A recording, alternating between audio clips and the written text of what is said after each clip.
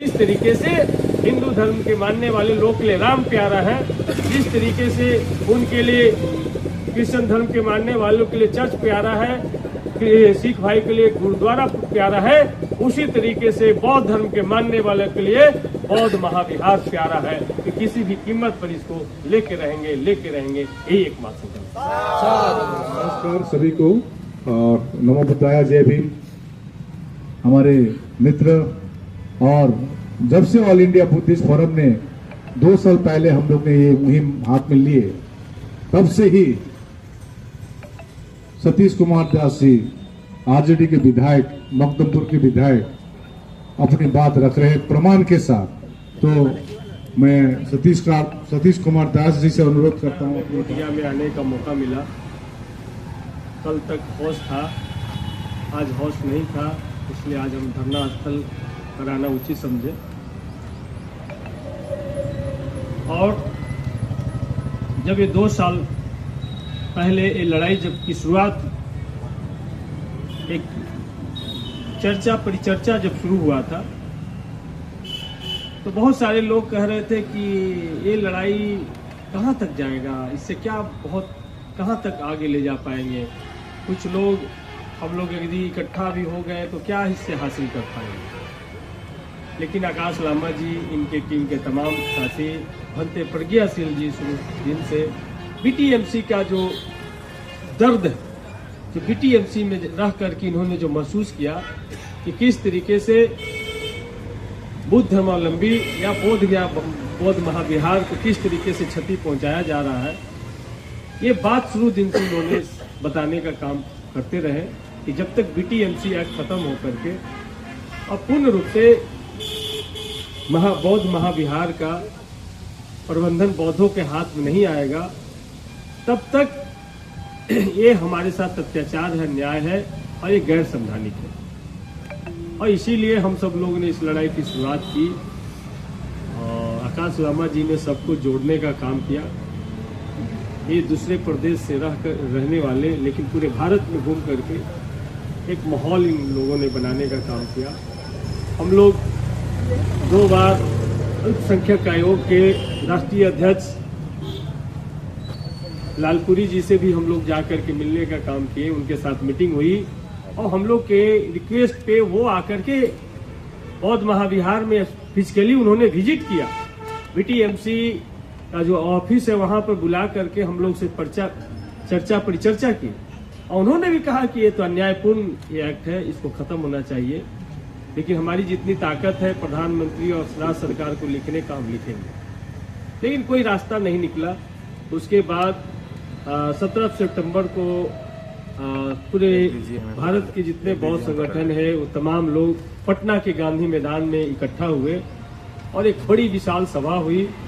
और उस सभा के बाद हम लोग मार्च किए, पूरा पटना मार्च करके बुद्ध स्मृति पार्क जो नीतीश कुमार जी ने बनवाया था बुद्ध की याद में, उस पार्क में हम लोग इकट्ठा हुए और वहां से 500 से ज्यादा संस्थानों का एक मांग पत्र मुख्यमंत्री के नाम, चीफ सेक्रेटरी और बिहार को हम लोगों ने देने का काम किया। लगा कि अब रास्ता निकल जाएगा। उसके बाद महीनों दिन इंतजार करने के बाद कोई रास्ता निकलता हुआ नहीं दिखे, तो फिर 12 जनवरी को बुद्ध विहार पटना से एक महाबोधि महाविहार मुक्ति रथ रवाना हुआ, जिसमें तमाम भंते बौद्ध धर्म के मानने वाले, अम्बेडकर फुले परियार, जगदेव बाबू के मानने वाले तमाम लोग उस दिन इकट्ठा हुए और सभी बिहार के सभी जिला मुख्यालय से होते हुए यहाँ पर 11 फरवरी के रात में पहुंचा और 12 फरवरी से अनिश्चितकालीन भूख हड़ताल जो रिले हंगर स्ट्राइक था, उस पे बैठने का काम हुआ। 2 दिन वीआईपी मूवमेंट की वजह से दूसरे जगह बैठाया गया, लेकिन बाकी बोला गया कि आप जहाँ चाहते हैं बैठ जाइए। एक अच्छा गोलंबर था बीटीएमसी कार्यालय के सामने, मंदिर से पहले, वहाँ पे शांति तरीके से एक सारा कार्यक्रम चल रहा था। 15वें दिन 12 बजे रात में आकर के पुलिस प्रशासन, जो भंते उपवास पे थे, जो भंते दिन रात डटे हुए थे, उनको उठा करके और अज्ञात जगह पे ले जाया गया। बाद में पता चला कि वो सबको मगध मेडिकल ले जाके भर्ती कराने का काम किए। और ये धरना को खत्म एक तरीके से कर दिया गया। लेकिन यहाँ के बौद्ध उपासकों को हम धन्यवाद देते हैं कि पुनः उन्होंने दूसरे ही दिन से इस जगह पे बैठना शुरू किया और इस जगह से पूरी दुनिया में BTMC एक्ट में जो भेदभाव है, इस भेदभाव को पूरी दुनिया में पहुंचाने का काम किया। और आज विधानसभा में भी देखे कि 7 तारीख को हम लोगों ने पिछले भी सत्र में उठाए थे, लेकिन सरकार का कोई जवाब नहीं आया था। फिर हमने 7 मार्च को सदन के अंदर बजट पे चर्चा के दरमियान में इस बात को जोर शोर से उठाए। उसके बाद भाकपा माले के विधायक अजित कुशवाहा जी, अमरजीत सिंह जी, ये तमाम लोगों ने शून्यकाल में इस सवाल को उठाया और सत्यदेव राम जो भाकपा माले के उप संसदीय दल के उप नेता है और विभिन्न सदस्यों ने उस पर सबका साइन होता है। उस सिग्नेचर से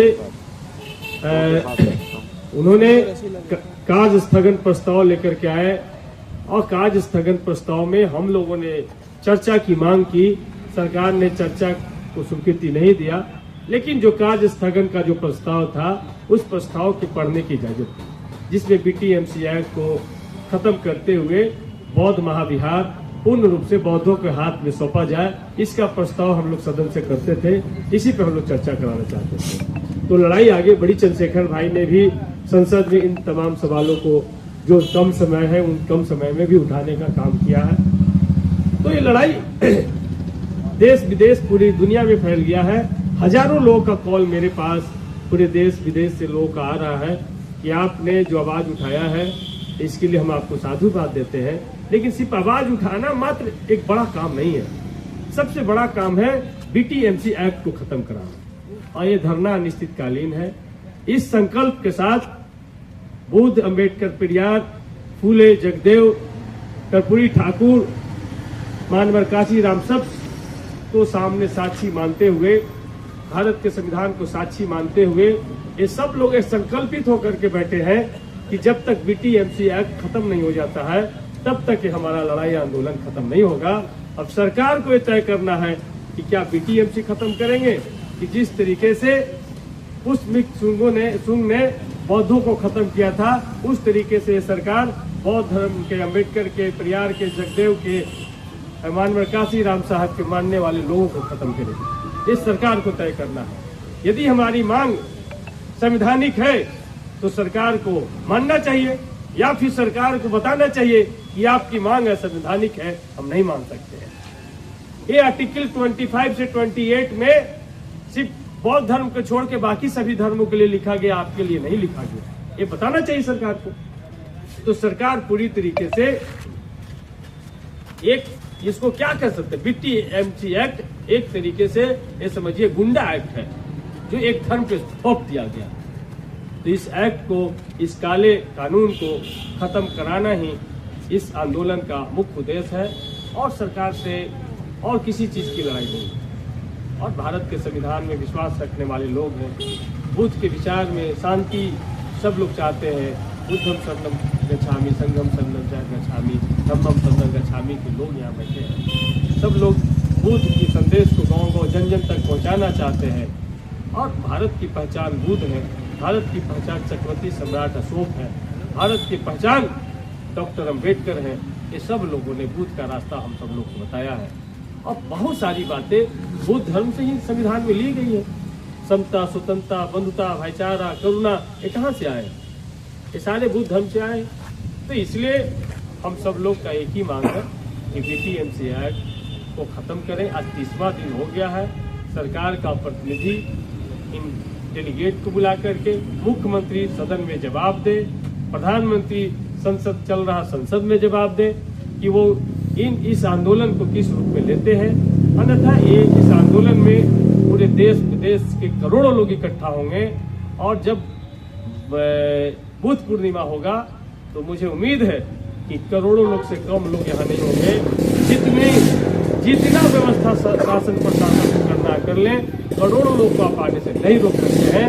क्योंकि बुद्ध जिस तरीके से हिंदू धर्म के मानने वाले लोग के लिए राम प्यारा है, जिस तरीके से इस्लाम धर्म के मानने वाले के लिए अल्लाह प्यारा है, जिस तरीके से उनके लिए क्रिश्चियन धर्म के मानने वालों के लिए चर्च प्यारा है, सिख भाई के लिए गुरुद्वारा प्यारा है, उसी तरीके से बौद्ध धर्म के मानने वालों के लिए बौद्ध महाविहार प्यारा है कि किसी भी कीमत पर इसको लेके रहेंगे यही एकमात्र संकल्प।